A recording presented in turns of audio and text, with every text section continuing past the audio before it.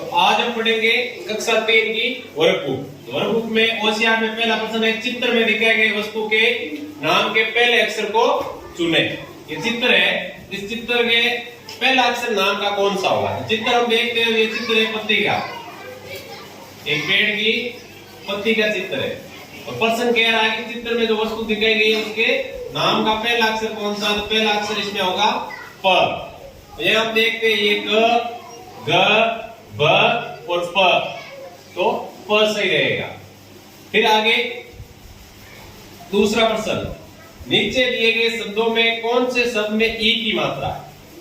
4 शब्द है, इनमें से ई की मात्रा कौन से शब्द में है? तो शब्द पढ़ते हैं पहले। शब्द हम पढ़ेंगे तो पता चलेगा कि कौन से शब्द में ई की मात्रा है। तो ये शब्द पढ़ते हैं, तो ये है पीपल, अशोक, अनार, नारियल। तो इसमें पढ़ते हैं तो पीपल, तो इसमें ये ई की मात्रा है, इसमें ई की मात्रा है, इसमें ओ की मात्रा है, इसमें आ की मात्रा है और इसमें इस ई की मात्रा है।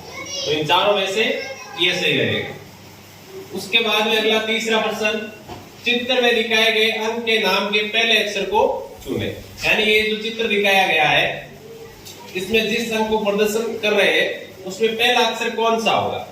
जैसे ये पूरा चित्र तो एक पेड़ का है, लेकिन इस तीर के निशान से चित्र के इस हिस्से को प्रदर्शित कर रहे हैं। तो ये जो हिस्सा है वो एडी है। क्या है? एडी। फिर पता चल गया एडी है। फिर पहला अक्षर क्या है? तो पहला है ए, तो ये ई है, ये औ है, ये ए और आई, तो ये इसमें ए सही होगा।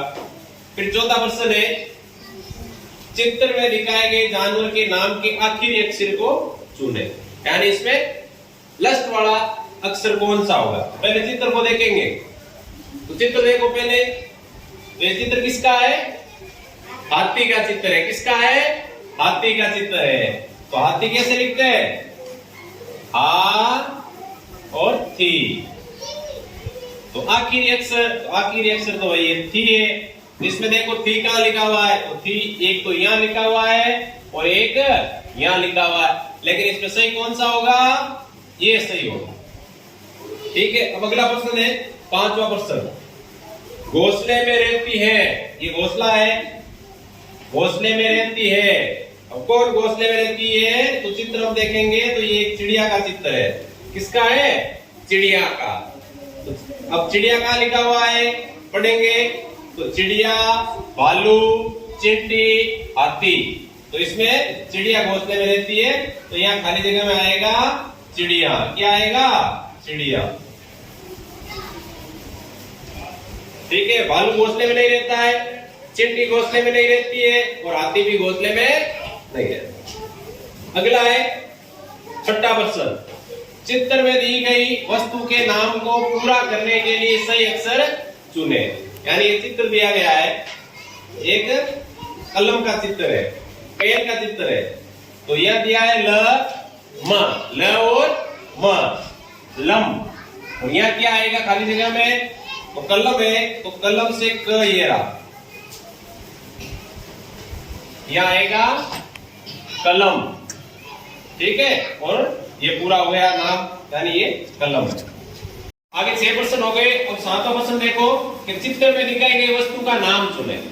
ये चित्र है, इस चित्र में जो वस्तु दिखाई गई है उसका नाम क्या है? जैसे चित्र में देखो, तो चित्र में ये वस्तु है नल। क्या है? नल। ये नल है, ये पानी आ रहा है इसमें, तो यहाँ नल कहां लिखा हुआ है? तो देखते हैं ये क्या लिखा हुआ है? बाल्टी। तो बाल्टी नहीं है। ये क्या है? कुआ। तो कुआ भी नहीं है। नल, टब। तो इसमें क्या है? नल। यानी ये चित्र किसका है? नल का है। फिर अगला 8वां प्रश्न देखें, सही शब्द चुनकर वाक्य पूरा करें। यानी इन 4 शब्दों में से सही शब्द कौन सा है वो हमें चुनना है। वाक्य, नींबू का स्वाद खाली जगह होता है।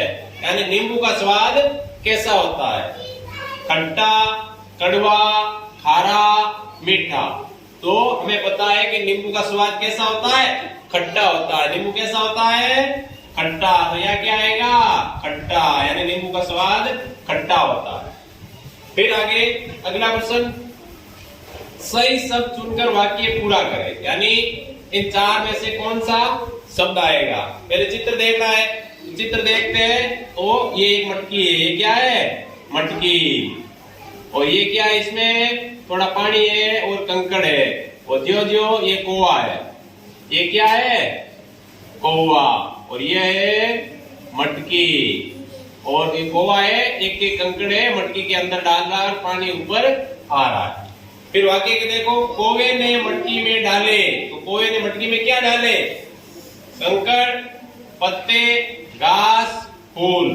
तो कौवे ने मटकी में क्या डाले, कंकड़। तो यह क्या आएगा, कंकड़। फिर अगला प्रश्न है, लास्ट प्रश्न, कौन सा वाक्य इस प्रश्न का जवाब देता। यानी ये वाक्य लिखा है, किताब कहाँ है। अब ये प्रश्न है, इसका जवाब कौन सा वाक्य दे रहा है, किताब कहाँ है। तो देखो पढ़ो, कोई नहीं आएगा। भाई अगर ये पूछता कौन आएगा, तो इसका जवाब ये होता कि कोई नहीं आएगा। तो ये नहीं होगा। फिर मेरे पास दो है, प्रश्न पढ़ो वापस, किताब कहाँ है। ये पूछ रहा है कि किताब कहाँ पर है, लेकिन ये तो बता रहा है मेरे पास दो है। लेकिन प्रश्न ये है, किताब कहाँ है। अगर ये ऐसे पूछता कि किताब तुम्हारे पास कितनी किताब है, तो ये सही हो जाता, मेरे पास दो है। ये भी नहीं होगा। फिर यह मेज पर है, हाँ, तो पूछा किताब कहाँ है, और इसने लिखा कि ये मेज पर है। तो ये ऑप्शन सही होगा कि किताब मेज पर है। घर खाली है, ये भी नहीं होगा। तो इस प्रकार से ये सही होगा।